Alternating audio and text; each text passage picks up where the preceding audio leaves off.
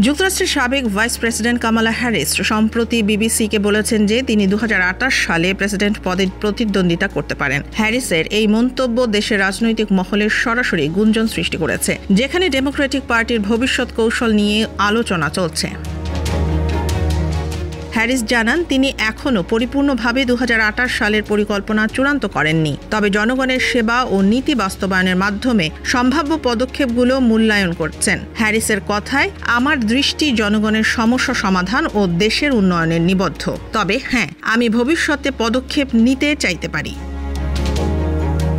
Democratic পার্টির অভ্যন্তরে ইতিমধ্যেই এই সম্ভাব্য প্রার্থী হিসেবে হ্যারিসকে ঘিরে রাজনৈতিক আলোচনা শুরু হয়েছে। বিশ্লেষকরা মনে করছেন হ্যারিসের পুনরায় প্রেসিডেন্ট পদে প্রার্থী হওয়ার সম্ভাবনা মার্কিন রাজনীতির নতুন চ্যালেঞ্জ তৈরি করতে পারে।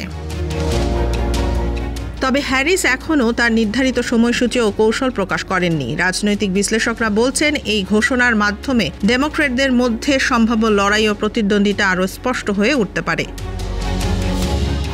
সাবেক প্রেসিডেন্ট জো বাইডেনের প্রশাসনের কাজকর্ম ও ডেমোক্রেটিক পার্টির নীতিমালা আগামী কয়েক বছর হ্যারিসের সম্ভাব্য সিদ্ধান্তে প্রভাব ফেলবে বলে মনে করা হচ্ছে।